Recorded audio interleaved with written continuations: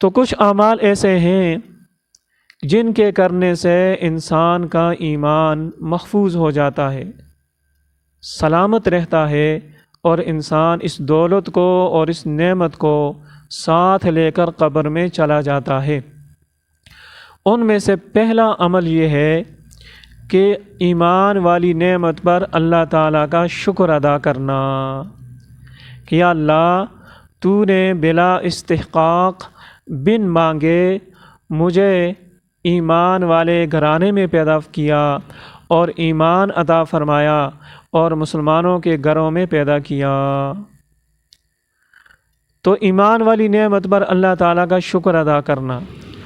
اور قرآن کریم کہتا ہے لَإِن شَكَرْتُمْ لَأَزِيدَنَّكُمْ، اگر تم شکر کرو گے میری نعمتوں پر تو میں تمہیں مزید اضافے کے ساتھ یہ نعمتیں دوں گا۔ تو جب ہم ایمان والی نعمت پر اللہ تعالیٰ کا شکر ادا کریں گے تو اللہ تعالیٰ کا قرآن کہتا ہے کہ اس پر اضافہ ہوگا، اور اضافہ تو تبھی ہوگا کہ جب اصل تو موجود ہو، اصل ایمان موجود ہو تو پھر قرآن کریم کی اس آیت کے مطابق اس پر اضافہ ہوگا۔ تو اس سے میں اس طرف اشارہ ہے کہ جو ایمان والی نعمت پر شکر ادا کرے گا تو یہ نعمت برقرار رہے گی اور اس میں مزید اضافہ بھی ہو جائے گا۔ تو اپنے ایمان پر اللہ تعالیٰ کا شکر ادا کرنا، اور کبھی بھی کمتری کا شکار نہ ہونا، احساس کمتری کا شکار نہ ہونا، غیروں کو دیکھ کر، ان کی دنیاوی چمک دمک کو دیکھ کر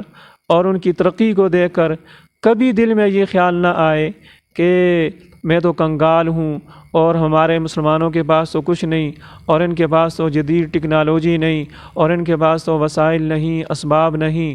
اور بہت ساری خرابیاں خامیاں سب کچھ ہے، لیکن ایمان والی دولت جو اللہ تعالیٰ نے مجھے آپ کو عطا فرمائی ہے، اس سے بڑی نعمت کوئی ہو نہیں سکتی۔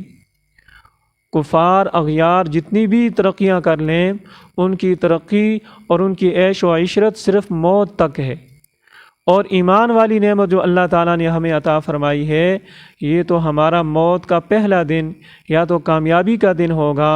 اور یا ناکامی کا دن ہوگا۔ تو ایمان والی نعمت پاس ہوگی تو موت کا پہلا دن یہ خوشیوں برا زندگی کا دن ہوگا، زندگی بھر اتنی خوشیاں نہیں دیکھی ہوں گی جتنا کہ موت والے دن دیکھ لیں گے، اور وہاں سے ابتدا ہو جائے گی۔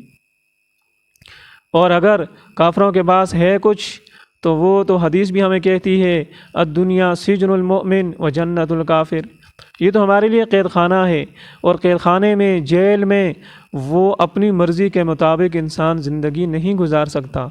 وہ جیلر کی مرضی کے مطابق زندگی گزارنی پڑتی ہے۔ جب وہ کہے گا تو سونا پڑے گا، جب کہے گا تو جاگنا پڑے گا، جیسے وہ کہے گا، جو وہ کھانا دے گا تو کھانا پڑے گا۔ تو اور کافر کے لیے جنت ہے، اور جنت میں اپنی مرضی ہوگی۔ تو کافروں کے لیے جنت ہے دنیا، اور ایمان والوں کے لیے قید خانہ ہے۔ تو بہرحال ایمان والی نعمت کو کمتر نہیں سمجھنا اور احساس کمتری کا شکار نہیں ہونا، اور اللہ تعالیٰ کی اس عظیم نعمت پر شکر بجا لانا، یہ ایمان کے سلامت رہنے کی گارنٹی ہے۔